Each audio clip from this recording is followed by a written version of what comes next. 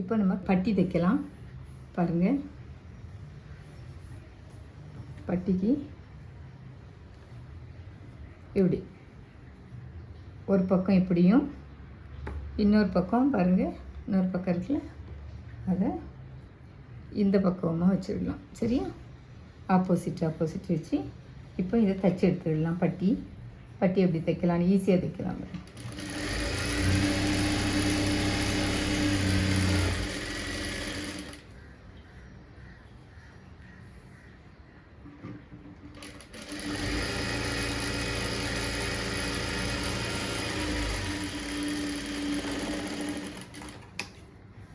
பட்டி இப்போ வந்து இந்த துணியை நீங்கள் வெட்டியும் விடலாம், வெட்டாமல் இருக்கலாம். ஒன்றும் இல்லை, அதனால் ஒன்றும் இல்லை. அப்படியே உள்ளே கொடுத்து மடிச்சுக்கோங்க.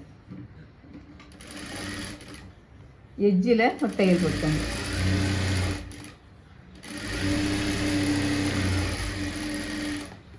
அதேமாரி இதையும் அப்படியே திருப்பிடுங்க. இதை வெட்டணும்னு அவசியமே இல்லை. சரியா? ஏன்னா உங்களுக்கு ஸ்டிப்பாக தான் இருக்கும் இது இருந்தால். அப்படியே உள்ளே கொடுத்து மடிச்சுக்கோங்க.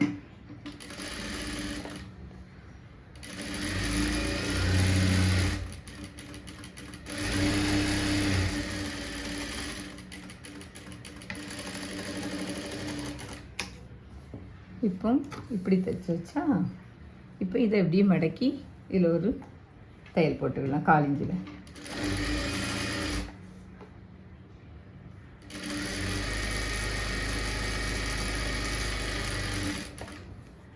ரெண்டு பக்கமும் தையல் போட்டு எடுத்துக்கலாம்.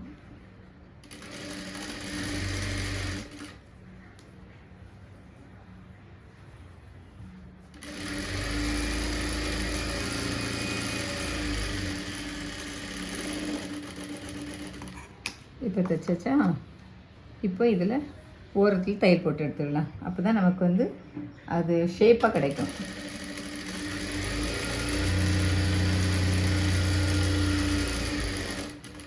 அதேமாதிரி இதையும் தையல் போட்டு எடுத்துக்கோங்க.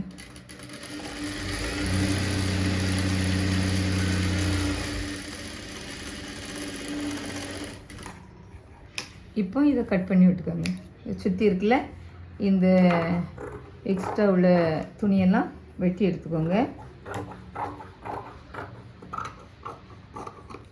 எடுத்துக்கிட்டு இதையும் அதே மாதிரி வெட்டி எடுத்துக்கோங்க.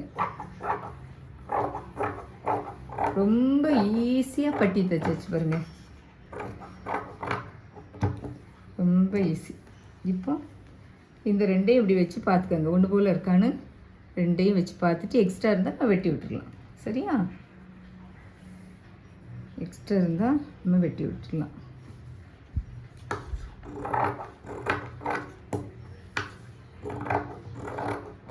அவ்வளோதான், பட்டி ரெடி ஆயிடுச்சு. இப்போ நமக்கு பட்டி ரெடி ஆயிடுச்சு. பாருங்கள், ரெண்டு பட்டி நம்ம தைச்சாச்சு.